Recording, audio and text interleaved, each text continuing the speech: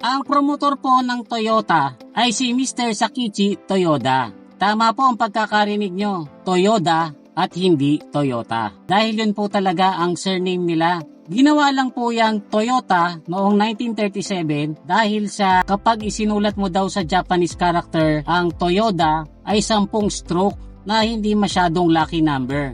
Pero pag ginawa mong Toyota, magiging 8 ang stroke na sa Japanese ay very lucky.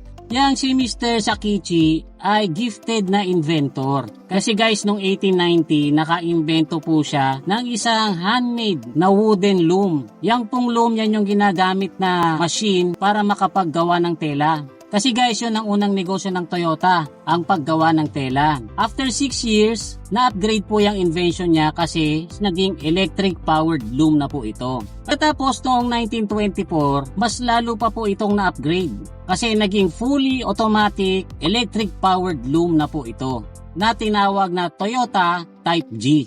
Although maganda po itong invention na to, hindi po ito kinatuwa ng mga workers ng Toyota kasi hindi na po masyadong nangangailangan ito ng worker. Ang 35 na machine ay kayang i-operate ng isang tao lang.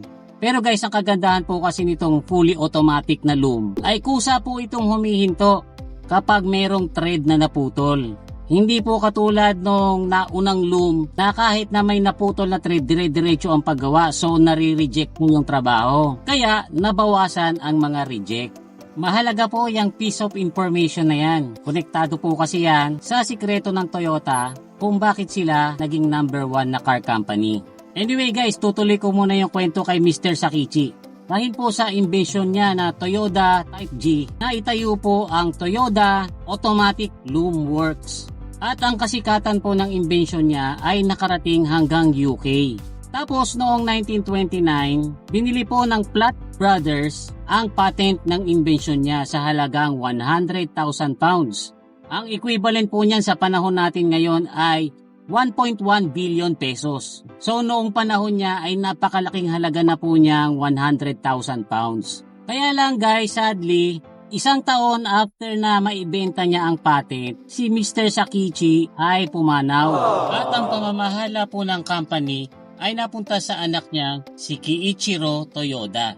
Pero bago po namatay si Mr. Sakichi, ang dream niya po talaga ay mapasok ang Toyota sa automotive. Kaya yung 100,000 pounds ay naging investment money para makapasok ang Toyota sa automotive at maipagpatuloy ang dream ni Mr. Sakichi.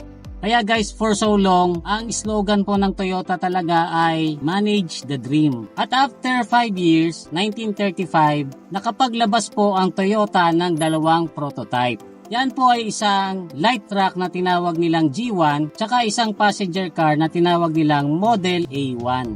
1937 naman guys, nagsimula na po ang production nito at inaasahan nilang aangat na ang company na tinatawag na nila ngayong Toyota. Kaya lang, pagdating po ng 1940s, nagsimula na po ang gera. Kaya ipinahinto po ng Japanese government ang paggawa ng mga kotse. Tapos, inutusan sila na gumawa lang ng mga military trucks na gagamitin sa gera. Sa mga last years po ng World War II, nag-develop din ang Toyota ng maliit na military vehicle na kinopya nila sa Willys Jeep. Itong sasakyan na ito later on ay naging Toyota Land Cruiser. After naman po ng World War II, malaking part po ng planta ng Toyota ang nawasak. Pero nakuha pa rin po nila mag-design ng panibagong kotse. Nakahawig naman ngayon na ang Volkswagen Beetle at tinawag po nila itong Toyota SA. Kaya lang guys, very poor po ang mga Japanese noong pangapanahong ito. Kasi nga talo sila sa gera. Bihira po ang may afford bumili ng kotse. Mula 1947 hanggang 1952 ay approximately 300 units lang ang nagawa ng Toyota na naging rason para muntik na silang mabankrupt. Kaya noong mga panahon na ito guys, maraming mga workers ang tinanggal nila sa trabaho. Tapos madalas pong merong strike sa Toyota na nagdulot kay Mr. Kiichiro ng depression. Tapos yung depression niya lumala hanggang sa nagkasakit siya at namatay noong 1952. Sayang nga guys kasi alam nyo, 1952 din nang magsimula ang Korean War. Kaya ang American military umorder po ng 4,500 mahigit na military trucks sa Toyota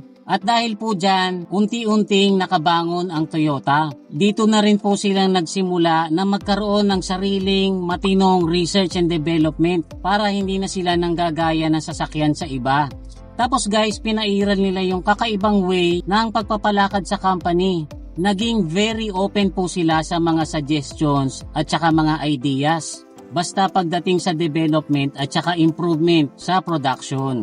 Na kahit na ang pinakamaliit na empleyado nila noon, basta mayroong mai-contribute na magandang idea at nai-apply ng kumpanya, binibigyan po yan ng bonus. At dahil po sa pamamaraan ng Toyota na ganito, lalo po silang umunlad. In-apply din nila yung style ng automatic loom na inimbento ni Mr. Sakichi. Yung automatic na humihinto kapag may naputol na thread. In-apply po nila ito sa car production at tinawag po nila itong Kaizen na kapag itin-translate po natin sa English ay change for the better. Ganito po nagwo-work yung Kaizen. Sa Toyota kasi guys, kahit yung pinakamaliit na empleyado nila ay pwedeng ipahinto ang production. Basta meron po itong nakitang mali sa assembly line. Any worker could pull a cord to stop the production line as soon as they encountered a problem. Tapos guys, yung mali na yan ay pupuntahan po ng mga engineers ng Toyota. Ia-assist nila yan pagkatapos iaayos o kaya naman babaguhin kung kinakailangan. Kasi guys, mas mahalaga sa kanilang baguhin na nila yan hanggang nasa assembly line pa lang